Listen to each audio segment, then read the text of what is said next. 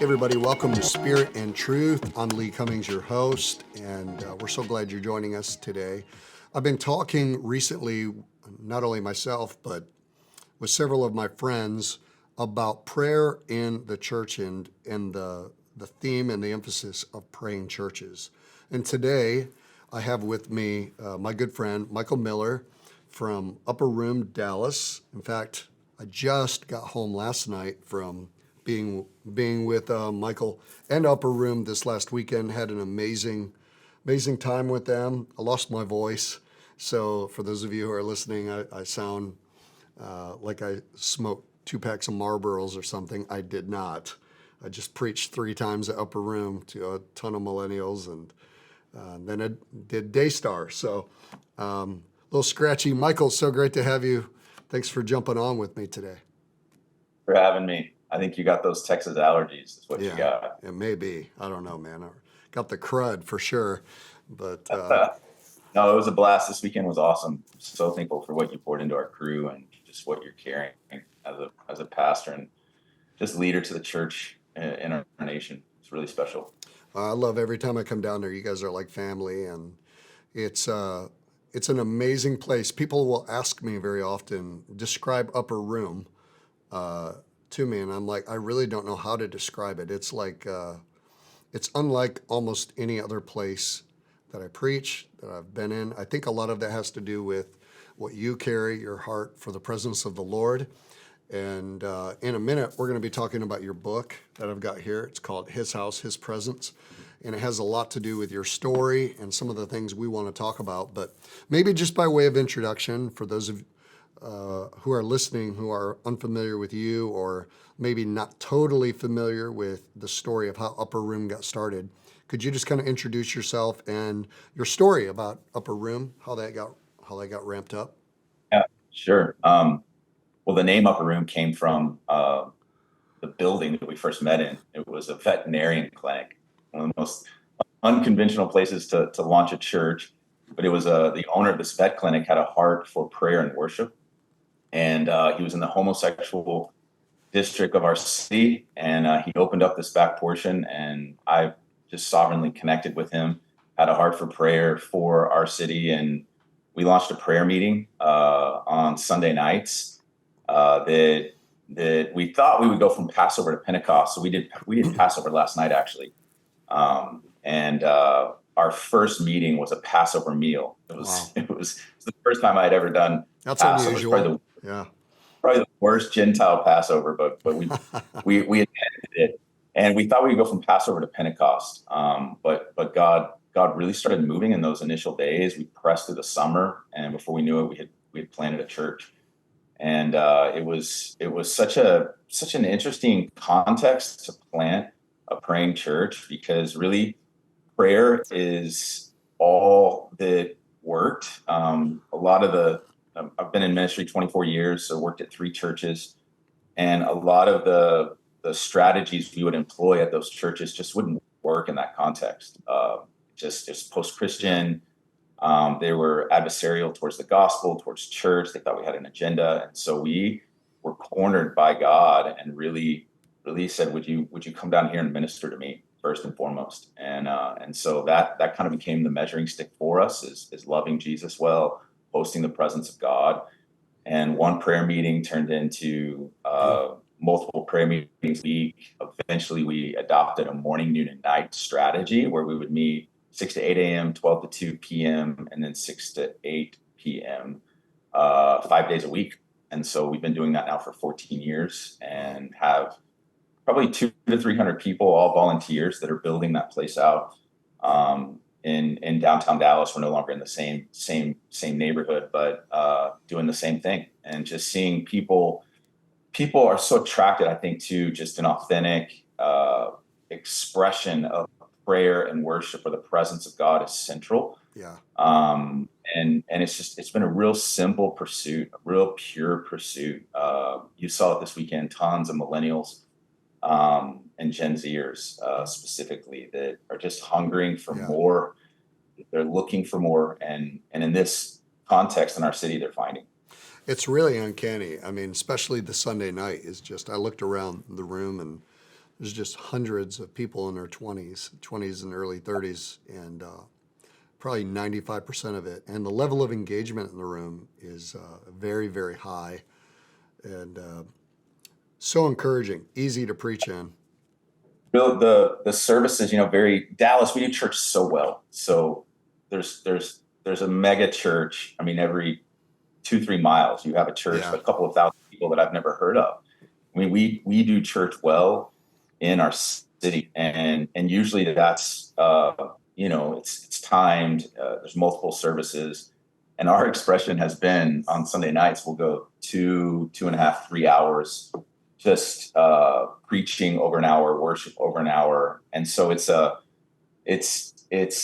again unconventional for our city, but I think filling a niche that this generation is really hungering for more, and they're finding it. They're looking for a cause. There's not a greater cause in the gospel. So my hope is just to give pastors courage when it comes to this next generation. I think we're so intimidated by some of the issues, and I think the gospel and the presence of Jesus is the secret. Amen. Dallas is crazy. I mean, a church of 2,000 or 3,000 people is considered like not small, but it's like, yeah. I mean, I think of Dallas. Dallas has churches, mega churches, and then giga churches. I mean, there's like 30 or 40,000 members in some of these churches, and so you're right. Great churches in Dallas, a lot of different expressions, but I do think that you've tapped into the longing and the desire of the heart of a generation that's looking for something that's unvarnished and antithetical to what they're used to maybe the church that they grew up in or have heard about, and they come to Upper Room and they experience it, and it's the opposite. I mean, you have a new building that you guys are coming into, which is beautiful. I can't wait for people to see it. But even that's unconventional, and I like that because you're not just following in the pattern of other churches. There's a very unique footprint that is Upper Room, and it's a beautiful thing. I want to go back. What year did you guys start Upper Room? Was it 2012? 10? 10? What was it? I know that you were doing young adult ministry before that. What was it, though, in your past? Where's kind of the seed of origin of even seeing prayer as the priority like that? I know you talked about trying everything else and then kind of being put in a corner by the Lord, but why was it? What was in your heart already? Where did you kind of come into an understanding or a longing for that type of thing in your past ministry? So I grew up in the Churches of Christ, which is fairly conservative. Think of maybe Baptists without instruments. Like, love the word, love the local church. I'm so thankful for my roots. But somewhere along the way, in my first couple of years of following Jesus, I met the Holy Spirit. I found the presence of the Lord. And so when I discovered corporate prayer, it really was unto the presence of the Lord. And I think maybe my first introduction to prayer was kind of like a burn setting, like an extended weekend where it was prayer and worship for 24, 48 hours, just real short time frames, but you go for it for 12, 20 hours. And I would just sit in that place, and I thought, man, how could we build community around this? What would this look like to have a community living in proximity to the presence of Jesus regularly? So prayer was a means to the person. I never saw prayer as a mission. I always saw prayer as an expression of relationship. Yeah. And so it first was expressed in worship prior to preaching. And we would have extended seasons of worship where we would maybe linger, maybe sing spontaneously or get up and intercede in the place of corporate worship. And I would always say, hey, listen, this is not for you. This is for the Lord. This is to move him. This is to bless him. And I think sometimes when we come to church, it's like, man, worship was so good. Like we're to get something out of worship, and worship isn't for us. Worship is first and foremost for him. And it was such a moment of renewing of the mind. Like I could see people confronted with their paradigm of, man, I come to church for me. I come to church to get something out of it, instead of, no, you come to church to give God something. Yeah, yeah. And that one little moment in maybe a corporate worship setting, it's like, how can we extend that and do it daily? How can we extend that and do it multiple times daily? How can we show up and minister to him, bless him, pay attention to him, and create communities that aren't first attractive to people, but create communities that are first attractive to the Lord and the Lord's presence. Yeah. And what I discovered is when we do hit that mark, people are attracted to those places. Yeah. So it just confronted me, I think, in the mission of the church and some of my ecclesiology and is church about people? Yes, but the presence of the Lord he's much better at reaching people and connecting to people than my strategies. And so that thing said. I'm curious. So when you start Upper Room, and it's just starting in a prayer meeting and an upstairs thing, who were the people that who were first kind of magnetically attracted to or drawn to help you? Did you have like a core group of people that you kind of pulled together and said, let's do this? Or did some people just kind of sovereignly show up that the Lord was kind of assigning to be a part of this? Yeah, that's a great question. And in those early days, it was a real sovereign connection with like-hearted, like-minded people. Peter and Christy Lewis are some of our best friends, been running with us for 15 years. And we met them like 2 weeks before we launched Upper Room, and we told them about it. And it was just this covenantal connection that came. I was also a young adult pastor, so there were a couple hundred young adults, and some of those friends came down and knew our leadership, knew what we were after, and it was just real easy to go for it. But then we in the probably 2, 3, 4 months in, there was a coffee shop across the street that we started helping out. Eventually, we would take over. And that kind of became a watering hole of sorts, where people would hear about the prayer meetings and what we were doing, and so they would find their way over. But it was really really unconventional. We didn't have a website. We had no. Felt like the Lord said, let my testimony draw people to what we're doing. So those first couple of prayer meetings, I mean, it was just like a dozen people. It wasn't anything sexy or special. It was like, oh God, I thought I was on a short-term assignment and would go somewhere else in Dallas, like the suburbs.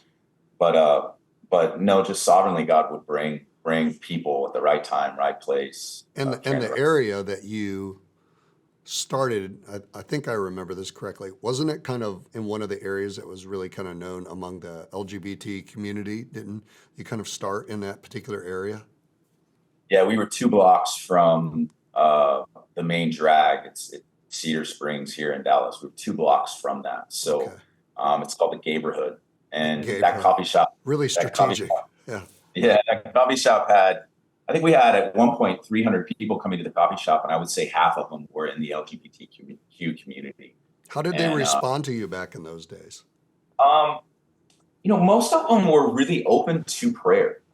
It seemed that if we invited them to a prayer meeting, they were more open to coming and sitting in a room and listening to people pray, worship, versus coming to an actual service. And so I would say they were open to it. They were just so, there was suspicion. Anytime the church came into their area, they were suspicious of what's our motive, what's our agenda. And we definitely had one. It was to preach the gospel and to make Jesus known. Right. I think prayer disarmed some of their maybe preconceived ideas of what church was. Yeah, the inhibitions. Yeah, and those it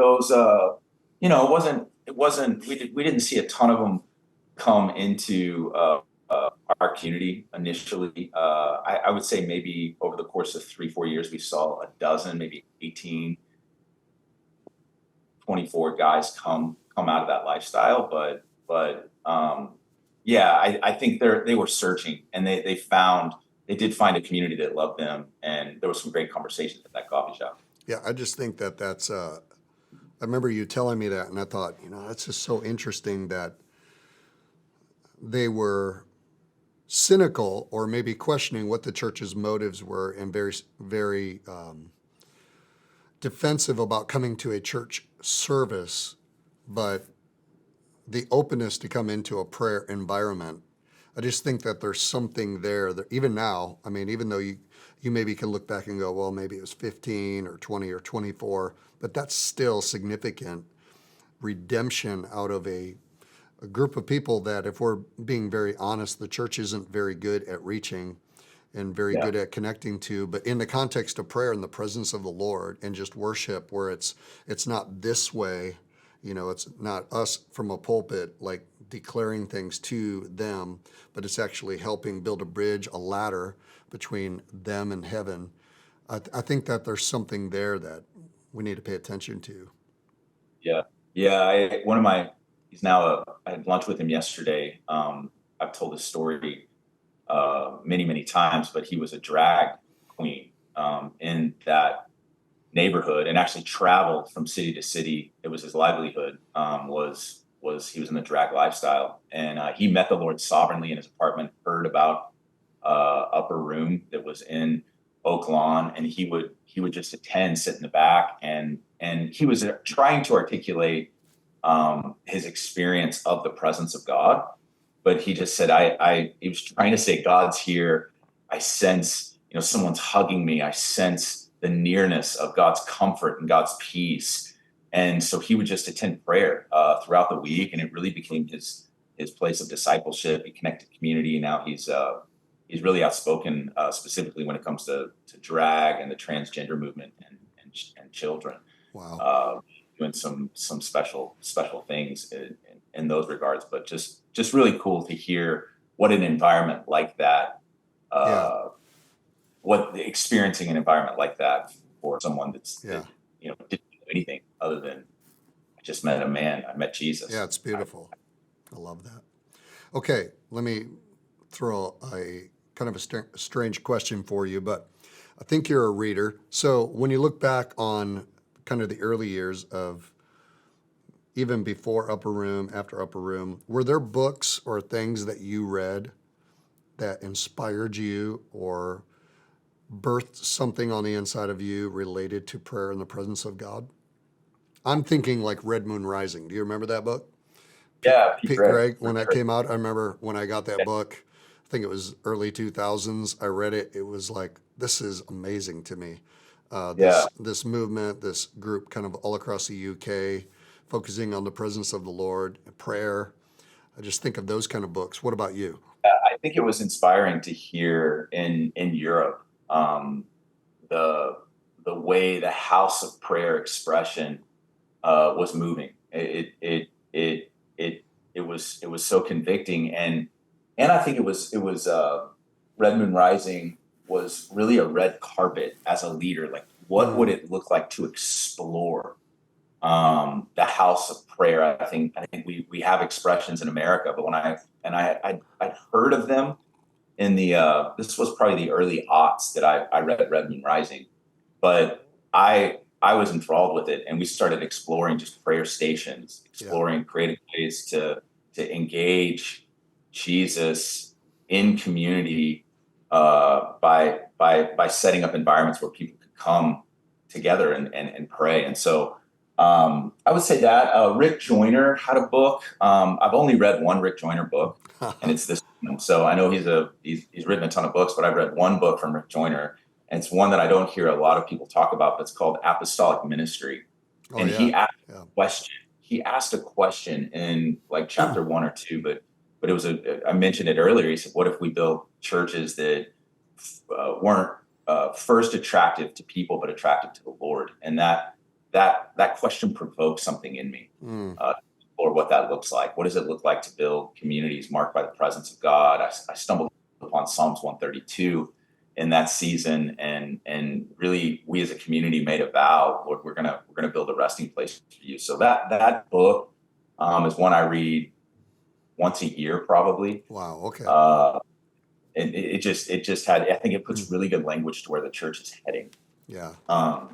Just the age that birthed the church will be the age that ushers in the second coming. And he again has really good language, I think, for leaders that are exploring build cultures like this. So you put out a book. You put out a book last year. I'm holding it right here. Look at that. Look at that. There it is. Face Look at on that. there. It's called His House, His Presence. I really believe in the power of books and the revelation that they contain to become seeds that go, Jesus talked about 30, 60, and 100-fold return, that, seeds have power of multiplication. I think books, because they're seeds of revelation, have the power of multiplication. And I think that's why I asked you the question about Red Moon Rising. I could probably list off like 10 books on prayer, on church, that have impacted me. I'm curious about, maybe talk to us a little bit about your motive for writing this book, because, man, it's got a lot of, you and I wrote books about the same time, and I felt like, man, this book, and I wish I had written this book instead of the book I wrote. I like yours better.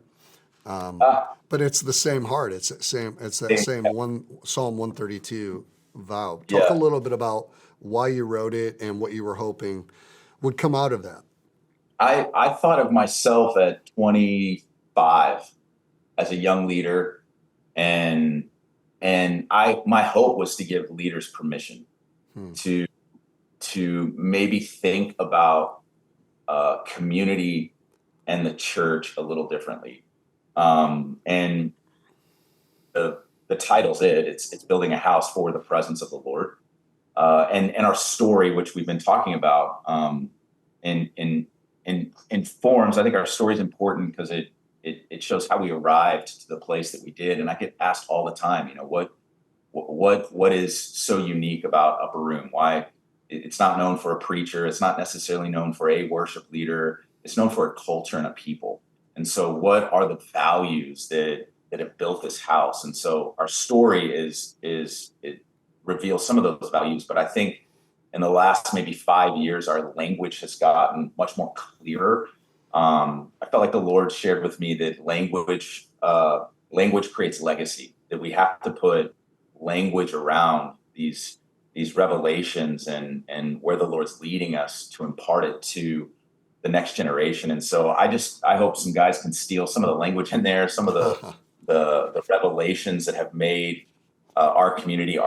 It's nothing earth shattering in the sense of like nothing new under the sun, but I do think there's some freedoms to return to our first love, to return to the purity of that, 2 Corinthians 11, devoting ourselves to the purity and sincerity of pursuing Jesus. And so I think it'll give some guys some freedom to do that. And really the cultural Christianity thing. Again, I think God's breaking that box and saying, to sustain this generation, they're going to need more. And I think that's where the praying church is an answer to that. In your chapter, His Presence is Priority, you have this part. You preached this message at Radiant, I think the first time you came, but it's I think it's the last verse of Ezekiel. Where it says, the city will be known as the Lord is there. Talk a little bit about that. I think that's so inspiring. It's so beautiful. The Ezekiel's, it's a wild book. And then the last 8 chapters, he's prophesying of a coming city. And you can get lost in the nuances of what the temple looks like. That's where you've got the river flowing from the altar. Just some beautiful imagery there. But at the end of him detailing this temple and this city, he kind of scrolls out, like on Google Maps, pulls away, and he gives the name of the city that he's been describing. And I just love the name. The name of the city is 4 words. The Lord is there. The Lord is there. Meaning, if you were in that place, those words would describe that atmosphere, that environment, that city. It was the identity of that city. And I thought, man, what what a great target for leaders to build communities and cultures marked by those 4 words, the Lord is there. It's the number one testimony I get from people that come to UR. It can be amazing preaching, it can be amazing worship, it can be, there can be ministry, whatever happens, but oftentimes people leave and they go, wow, the Lord's there. Yeah. The Lord's there. Yeah. The I mean, Lord's 1 minute in the presence of the Lord can do what 1,000 sermons could never do, right? right. It's intangible. I think sometimes as pastors, we're uncomfortable with that because it's outside of our control. You can't manufacture it. You just can host it. Host the presence of the Lord. When he's there, it's intangible. It does what we can't do. When it's not there, you can't manufacture it. Yeah. But it really is true. The presence of the Lord is... And I think for young leaders, studying that, I think sometimes we think the presence of the Lord is ethereal. We don't really know, why did he come? Why was that moment so special? And I think if we pause and really study those moments, there's some revelation, there's some truths that create those environments. And so we just started taking those moments very serious. Okay, God did show up, but why? Yeah. What were we doing? What was he responding to? And then when he responded to what we were doing, did we respond then to what he was doing?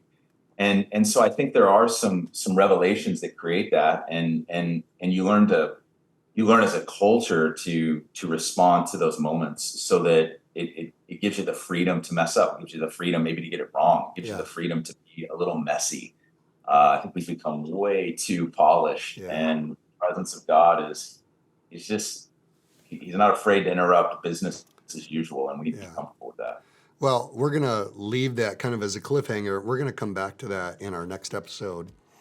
I want to talk to you more about that, about praying churches, about understanding what God is attracted to, and then fostering that in our churches, and a little bit more about that. So if you're listening, make sure you join us for the next episode.